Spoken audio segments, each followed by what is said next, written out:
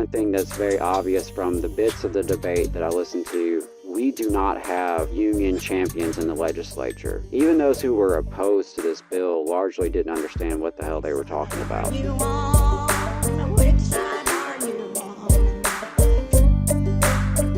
Mel asks in the Facebook chat, can we have an update on SB 231? That's what we were heading to right now. Adam, talk to us about what's been going on lately in the Alabama legislature. Sure thing. So, long story short, it's not good. It's bad.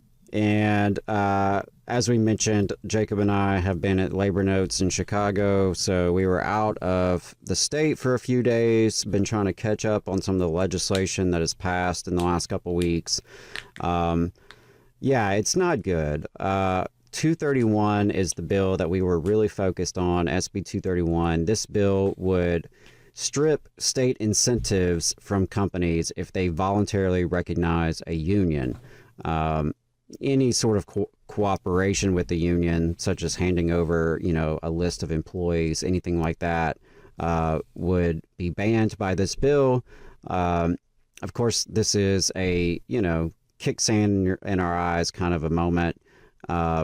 Voluntary recognition is not the main way that folks gain unions. Most folks have to go to a secret ballot election run by the National Labor Relations Board because most companies are not nice, and most companies do not do voluntary recognition.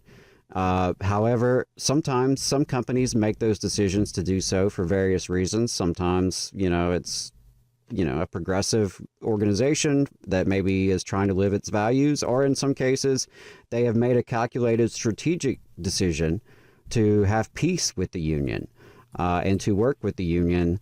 And so we've seen high-profile cases of voluntary recognition. The minor league baseball players, for example, who, by the way, there are multiple minor league baseball teams here in the state of Alabama, all of which have received economic development incentives.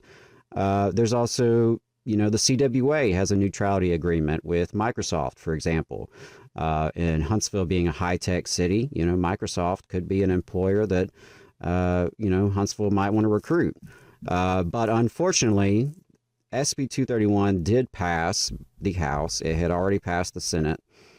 For those of you who've been following this, Keishel brought it up earlier in her interview that we, rallied at the State House earlier in April, April 2nd, April 3rd. We were down there. We packed the public hearing, the first public hearing that was held in the Senate side. And they pulled some shenanigans. They limited our speakers, right? They brought in a corporate lobbyist to help them out. It was a lot of nonsense uttered between the lobbyists and the legislators. And they didn't like the fact that we packed the House. They didn't like the wide opposition. They didn't like that diverse crowd of union folks and progressive allies in the room. So once it got to, it passed the full Senate and then was very, very quickly moved over to the House, rushed through a closed House hearing. They did not want to give us the chance to pack out another public hearing, so they avoided that. Gotta love how they handle democracy. When they don't like it, they just get rid of it. So it made it to the full floor of the House this past week, and unfortunately, it was approved. It's now going to head to the governor for her signature. There were some amendments that were made. There was a good-ish amendment, a data reporting amendment. Doesn't do a whole lot, but at least collects data that Wadsworth was behind. Tim Wadsworth, he has a lot of union members in his district. Even though he's a Republican, he frequently, does have some conflict with the Business Council of Alabama because occasionally he does the right thing, and God forbid they do that. So 231 has passed.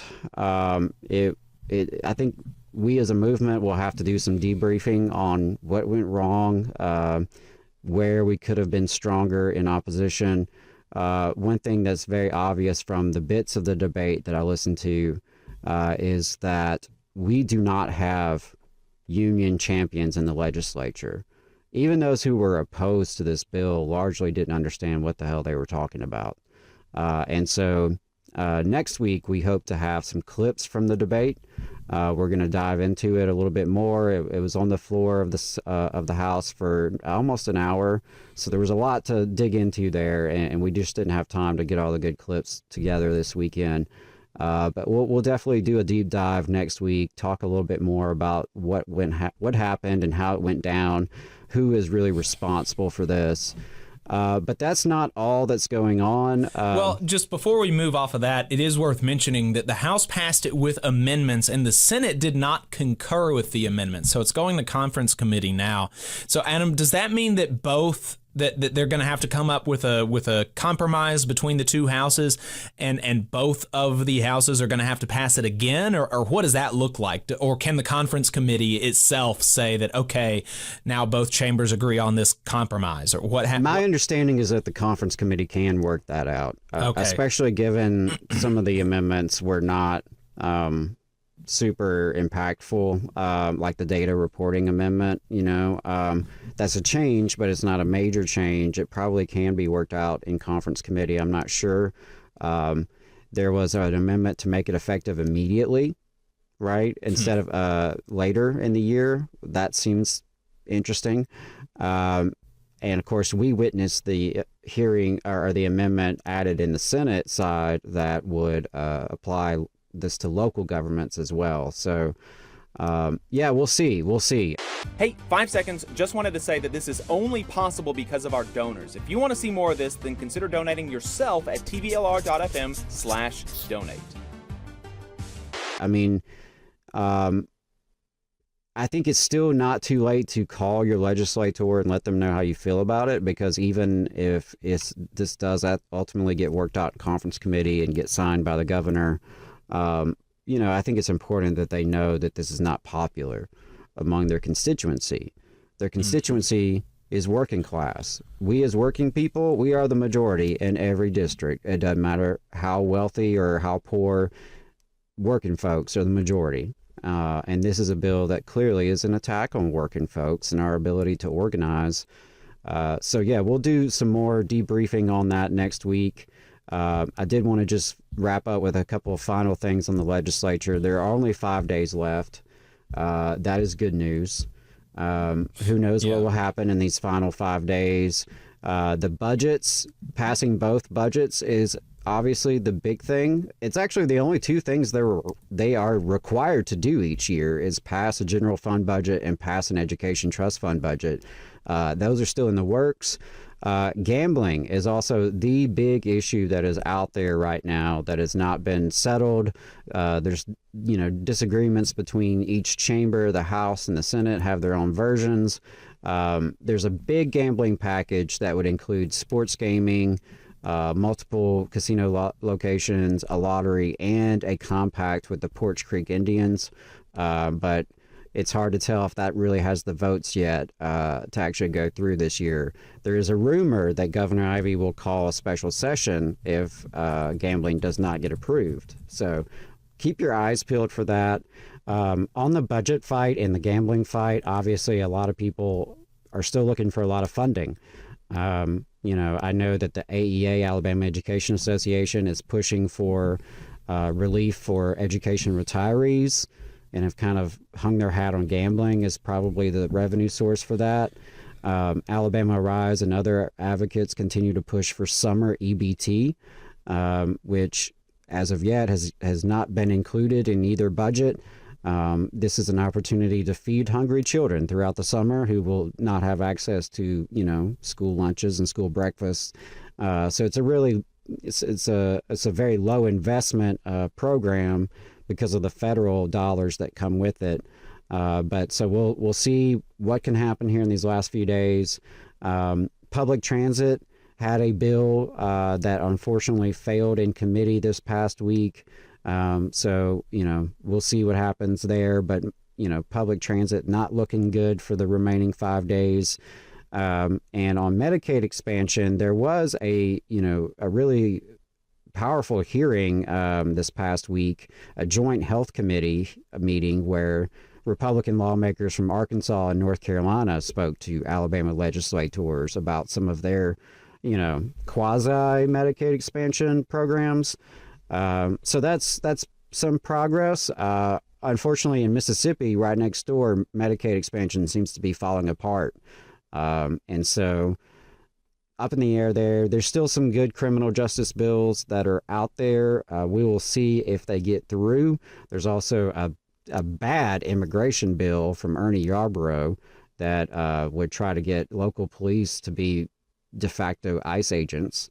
And Senator Arthur Orr still has an anti-protest bill floating around out there. It's SB 57, which is clearly in reaction to the Decatur protests of their mayor. I believe that's all the big things that really came to mind. There's still hope for a couple of good bills. Paid leave for state employees as well as education employees. That's still on the floor. They're still being discussed. It's being whittled down week by week, it sounds like, unfortunately. I mean, isn't it wild that we have, 70-80% female teachers and we don't even have maternity leave? But my understanding is they were trying to take paternity leave out of the bill.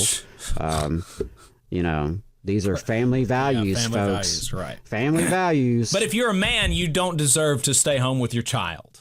Right. Right. I mean, and that's one of the problems with, the patriarchy, right? I mean, it's not like there's a lot of BS that it does to us too. I mean, the idea that, that it's not macho to want to take time and be with your children is so, backwards and retrograde and obviously harmful to men as well as women. That's just a bailiwick of mine. I can't. It's BS. It is, yeah. I totally agree. I think that's disgraceful. State employees, public educators, all workers deserve paid parental leave. I mean, it's 2024, y'all. It's a long past time that we accomplished that. So that's my legislative update. I really strongly encourage you, if you haven't spoken to your legislator in a while, call them, email them. Bug the hell out of them these last 5 days of the legislative session. Make sure that you let them know how you feel. As always, I'll plug Alabama Rise. There's some easy action alerts to complete there if you want to advocate around summer EBT, for example, or other issues. But do let them know how you feel. My legislators have been very unresponsive to me this session, and I will certainly be letting them know that. Once the session is over, because I will not give up. I will keep requesting a meeting. And when they meet with me, I will let them know how unresponsive they've been, because I've been keeping receipts. And I encourage you to do the same. And if you live in my state Senate district and your state senator is Sam Gavan, it would be worth saying thank you for not voting in favor of SB 231. I think he was the only Republican to not vote in favor. He didn't oppose it. He voted present or he voted present, I think. But still, abstaining from that vote and not being in support of it. I mean, that's not nothing as a Republican from a very pro-business part of the state. So right. I'm gonna let him know that I appreciate it. Yeah, I think it's always a good approach when you're dealing with legislators to, praise them when they do the right thing and to scold them when they don't, regardless of what party they're in, right? And even if, you disagree on 9 out of 10 issues, if on that one issue they did the right thing, let them know that you saw that and you appreciated that, because who knows, maybe that one issue becomes 2 next year. Right. I know that's not fun. I know it's not it's not great. It's not great, the dynamics we have in our legislature and who we have to work with. It would be great if we elected better people every 4 years. But that's a separate conversation from what are we dealing with right now.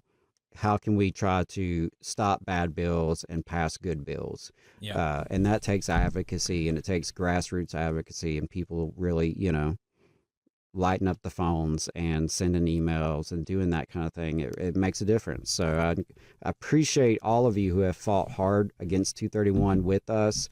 we as a movement recognize who was with us and who wasn't, and who was present and who was appreciating the importance of it, and who was really doing stuff about that. So thank you. You just saw a clip from the Valley Labor Report. We are live every Saturday morning from 9:30 a.m. till 12:30 p.m. And we pride ourselves on keeping all of our content free to everybody so that we can talk to as many working folks as possible. If you support the work that we're doing, you think that it's important, you think that it's good, then consider making a monthly contribution to the project, and you can do that on our website, tvlr.fm.